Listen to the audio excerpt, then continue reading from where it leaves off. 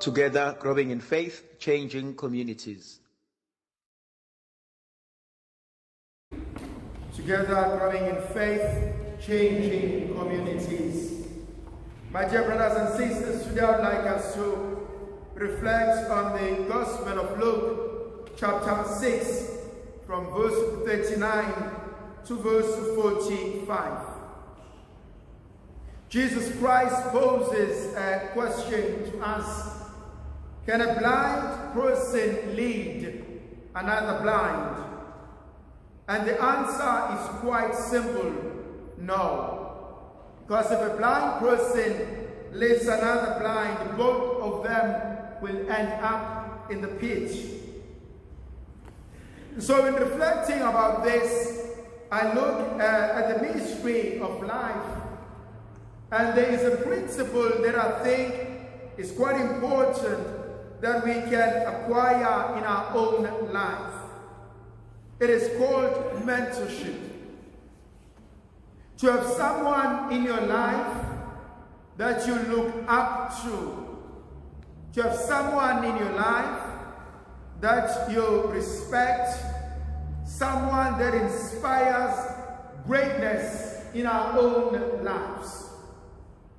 And so it seems as if to me there is this urge, this hunger in the human heart to achieve greatness. St. Augustine says, our hearts are restless. Our hearts will never find peace until they find it in God. And so there's this great need. Jean Sartre, the French philosopher, argues as an existential philosophy that there must be something in our own lives that yearns for something greater that is found in the Supreme Being. And the Supreme Being can be God. The greater thing can be an achievement of any sort in our lives.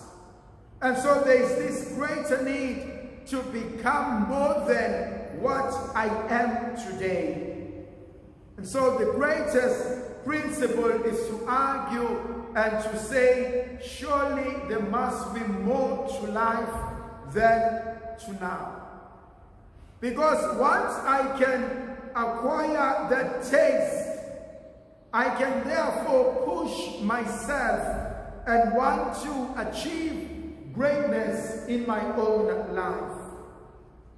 In his book, Scott Peck, here in this book called The Road Less Traveled By, he has a chapter where he talks about delaying gratification. And he argues in that chapter, and he says there are certain things and urges that pushes me to want things and to want them now.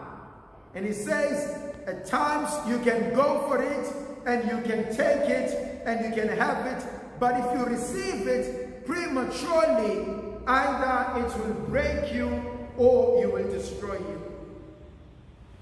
And so the argument that he poses, he says there are certain moments in our lives when we need to delay gratification and go through the process in order to appreciate the gift when I myself am ready. There's another principle that I also find absolutely amazing. The principle of knowing where I am going in my life. Because if I know where I am going as a person in my life, once I know that I'm no longer on track, it is easier for those around me to lead me back, and also for myself to redirect my own life into the goal that I have in mind. There's also another thing that I find absolutely beautiful about this text. A disciple is not above his master. But once a disciple has been taught, he or she will be like the master. What does that say to us about our own lives? Number one, I do not own, or rather I do not know everything at once. There are certain things that I know, there are certain things that I do not know. There are certain things I can control, there are certain things that are beyond my own control. But the ability to know my strengths allows me to work on my weaknesses. But for me, I belong and I believe in the theory that says, develop where you are good at, and the places where you lack are most likely to be covered by the strength that you have. The other principle that I also think is important and relevant for us. Why do you see the speck in your brother's eye while you do not notice the log in your own eye? The principle is quite simple. Stick in your lane. Just do what you're good at. A typical example, if you go and you are running a marathon, you will find somebody sprinting next to you. And if you do not know what you want to achieve, you could be tempted to raise your pace and to want to run as fast as he or she is running, or you may want to outdo and outrun that other person, and only to realize you are about to run a 15-kilometer run while this person is only running a 2-kilometer run. Your chapter 1 may not be the other person's chapter. You may be doing chapter 1 while the other person is doing chapter 3. Knowing where you are good at and sticking where you are good at is also something that I think is quite important that the author wants to bring to us. Be comfortable in your own skin. Be content with yourself. There is the good and the not so good. There are achievements and failures. What is the difference between a hero and a coward? A hero falls 7 times, gets up 8 times. A coward falls once and never gets up. Ask anybody who's been successful in life, how many times were you tempted to give up? Ask any powerful person, a champion, anyone who's about or who has lifted up a trophy, anyone who has graduated, anyone who has crossed the line, anyone who has achieved anything so great, they've all gone through the urge to quit. There comes a time when sometimes we think this is too much for me to do. There comes a moment where you say, why should I continue to do it? And so when the urge to quit happens, only those who tell themselves that I can still move on are able to celebrate what lies at the end of the finish line. What the author wants to bring to us today is to focus on that which God has given us. He argues and he says, for no good tree bears bad fruit. Out of the goodness of your heart, good produce will emerge.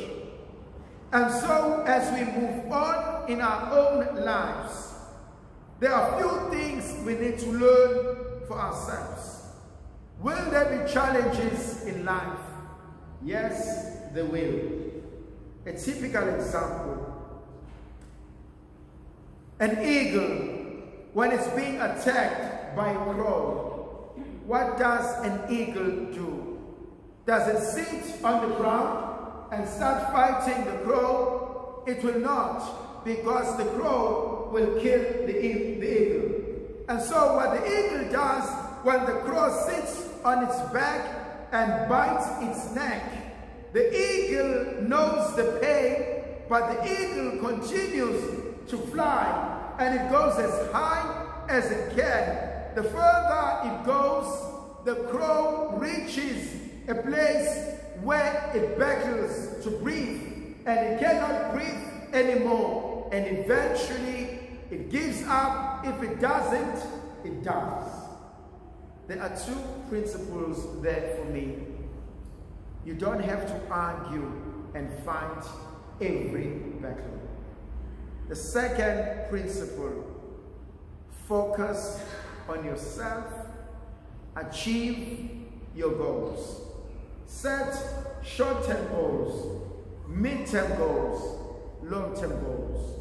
But lastly, celebrate every moment of your life. To our graduates today, we celebrate you.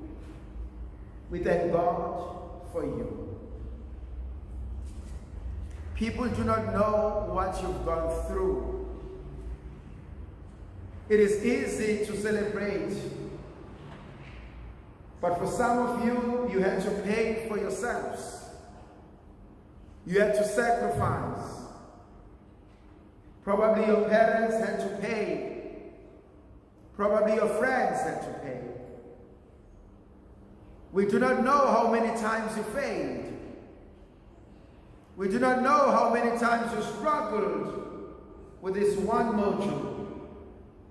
We do not know what sacrifices you had to make. But we just want to say, we celebrate you. For some of you have lost your loved ones. Many started the journey with you, and some were not able to finish it with you. As I said, some may have failed, and so those who started with you graduated ahead of you, but you remained and you said, I want to finish. And for that, we thank God for you. And to all of us, brothers and sisters, what we celebrate today, it is their achievement, but it is our achievement. It is a story to say, yes, it is possible. You may be the first person in your family to graduate. You may be the only person in your family who will ever graduate. But it is possible. There is a dream. There is a purpose. There's something good in life.